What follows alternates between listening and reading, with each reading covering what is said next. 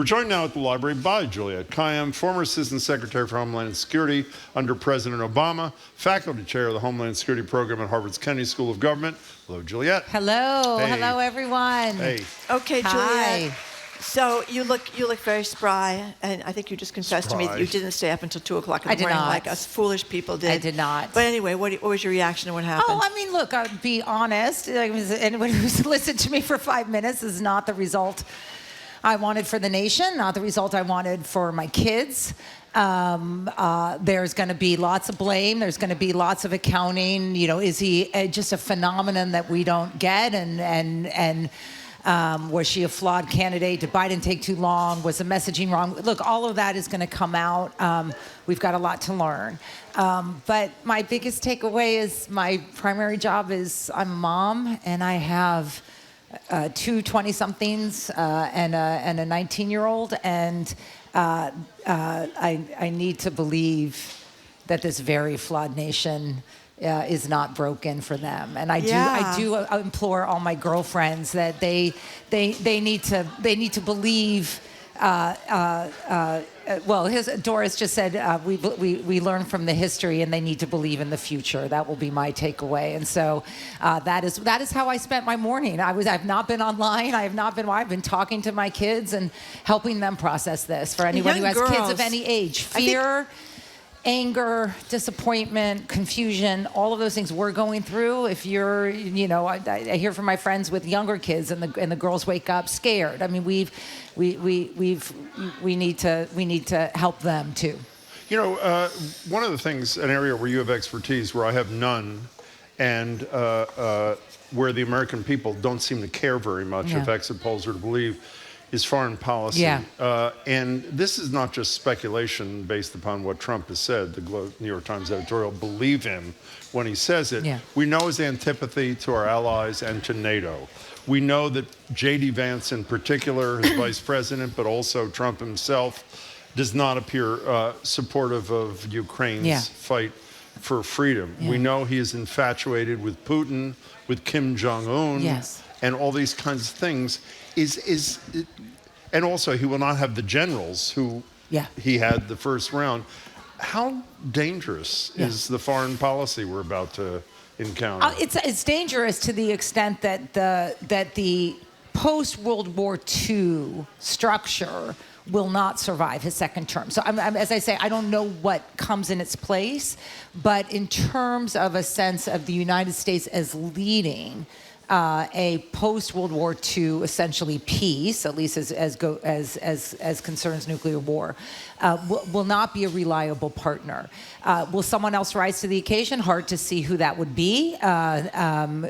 We are not alone in this country in experiencing a return to more authoritarian leadership. We are not alone in this country in our nativism. We are not alone in this country as compared to the world in our fears of immigrants and our anti-immigrant status. So we are becoming more like the world rather than a leader for a better world order. So I think Ukraine results in Russia essentially some détente or some peace that is probably not beneficial to Ukraine. I think Israel, given what happened in Israel yesterday with Netanyahu firing, his one guardrail, his defense person will continue to take us to the brink of some sort of larger Middle East conflict unless Israel voters, as we saw in the streets, do that. I think immigration, I think he doesn't know how to do a mass deportation, but I think that there will be lots of changes to asylum law, to interior enforcement that we will feel. And his checks are on this are still our democracy. I think Doris is right. It was good for people to hear this. We are still citizens. I think some of his checks will be the business community that won't like some of this stuff. Business community does not like global disruption. It does not like supply chain disruption, and it does not like losing unlawful immigrants who aren't going to do the jobs that need to get done for them to make money. So there are going to be some checks. I even heard RFK.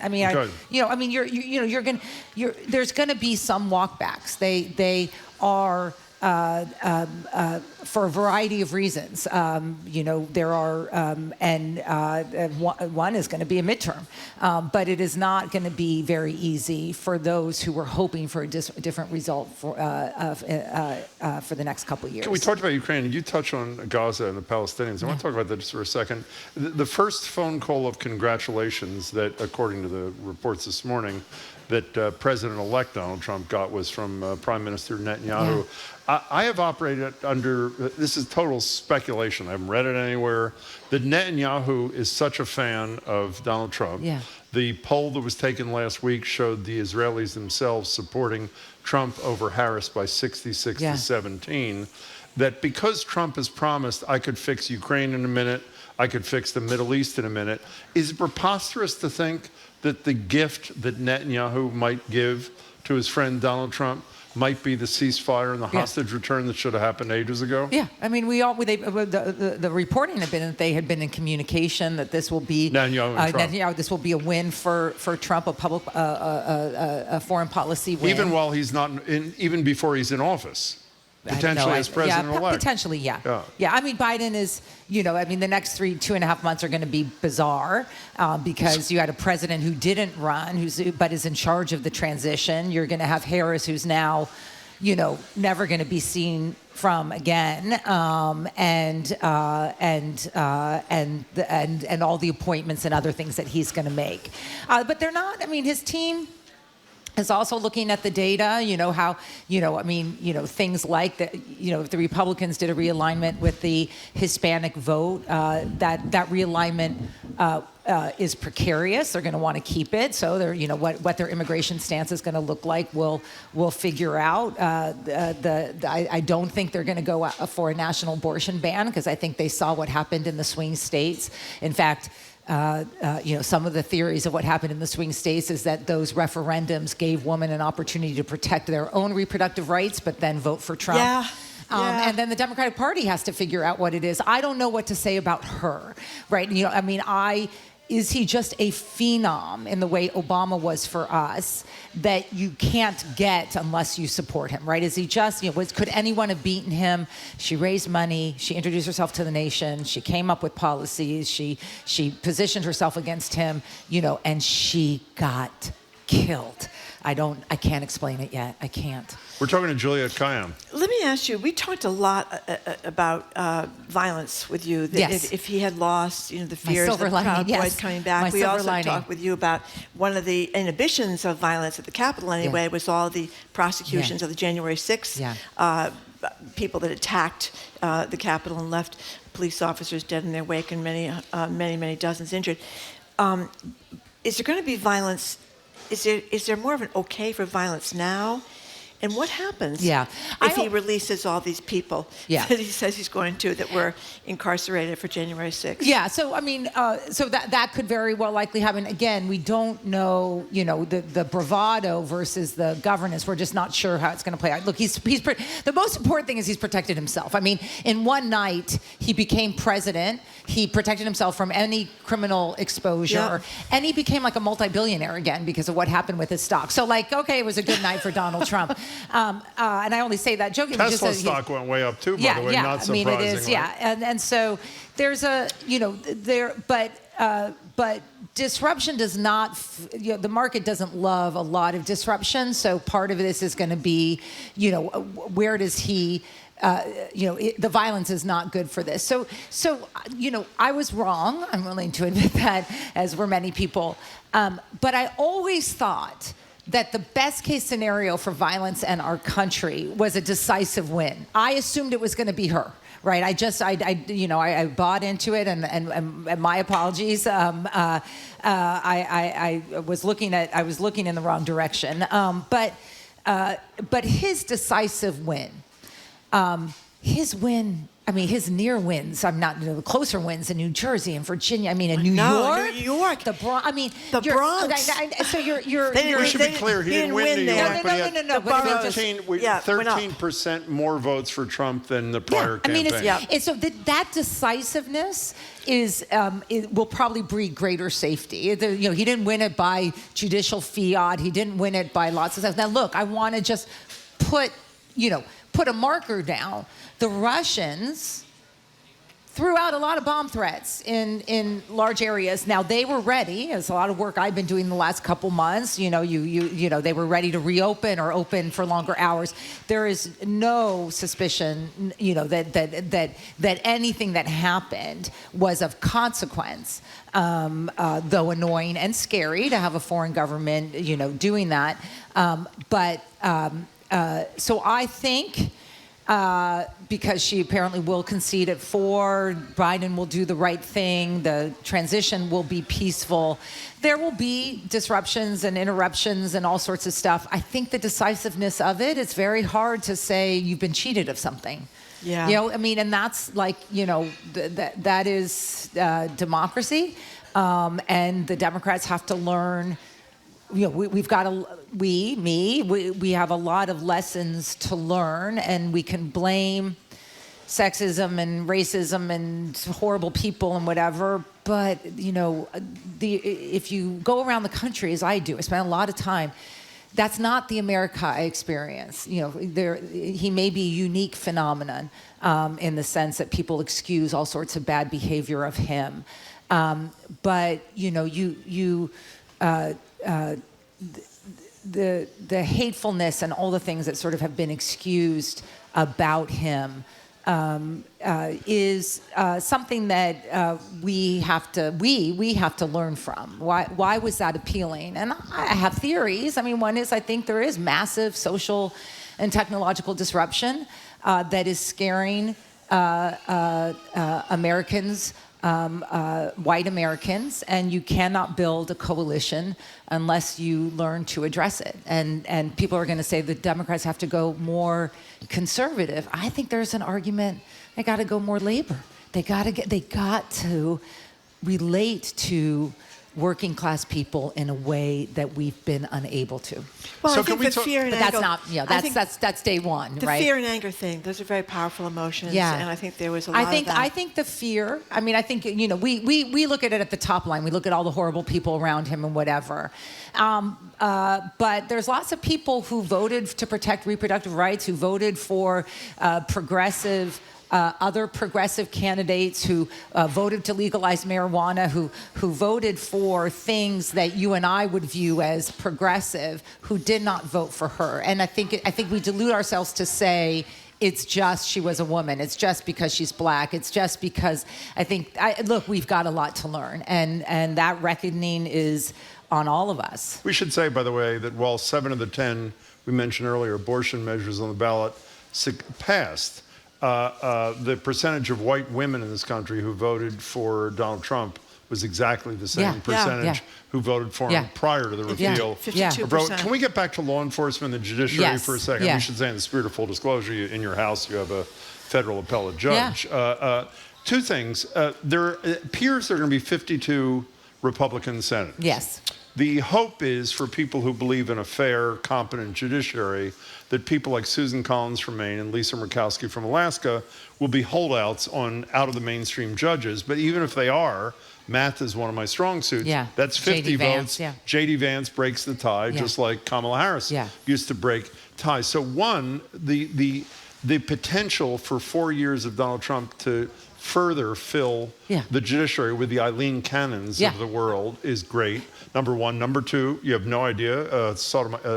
Associate Justice Sotomayor has not been well. We have no idea what's going to happen there. But you'll get retirements of the conservatives. Certainly, Alito will go. I think Thomas may consider it too. And you'll get 40-year-old versions of them. Yeah. So, but I want to talk to you. You said a minute ago. I don't think you meant this exactly. You said, you know, it makes the criminal things disappear. The federal criminal things clearly will disappear. I mean, Eileen Cannon dismissed the Mar-a-Lago thing. The situation around the insurrection, obviously he's going to instruct his attorney general, whoever it is, to dismiss that. There's a sentencing scheduled this month in New York City for his 30-some felonies. What do you do? Nancy Gertner, who'll be with us Friday, former federal judge, said, I'm putting words in her mouth, as much as it pained her, she didn't say that part, I'm saying that, observing her when we talked to her, that the right thing to do was to postpone the sentencing until after the election. So is the right thing to do for the judge in that case with 30-some felonies to say, I'm going to sentence you to X, and you don't have to serve it until you've served 4 years in the White House. Absolutely. Yikes. Yeah, well, he better pack his bags because he could be the first one. He won the popular vote. Yeah. We do not 5 million votes. We do not let a single judge overrule the will of the people like that, and especially because there is an alternative, right? And they were aware theoretically that he was convicted of felonies. Right, exactly. Right. I mean, it is.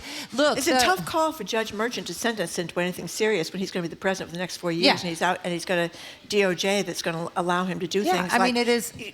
Maybe Judge Merchant better be ready to pack be his bags or whatever. No. And also, I think there are lessons to be learned. I used to say on the show, like, I love my lawyers on CNN, but if I heard another one of them say, this is the decisive moment, this is the moment, I was going to walk off a cliff. Look, we focused on a legal strategy to in some ways to make ourselves politically acceptable, politically popular.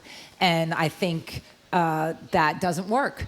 And I also think we have to learn about how we campaign. I think the pictures all of us saw of the long lines at the colleges and the door knocking, and thank you all for going to New Hampshire and Pennsylvania and wherever you went. Campaigns are different now.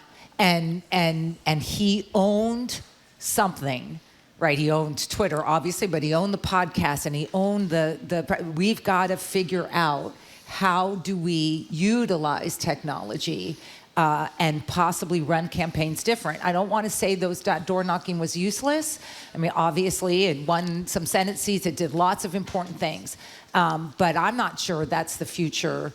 I'm not sure grassroots is the future of the Democratic Party. One is we got to figure out a coalition that can capture people who do not feel that the significant technological and social change, they are not comfortable with it. And you can call it racism, you could call it it's a lot of those things, but it is something else. And it's a challenge, it's an opportunity.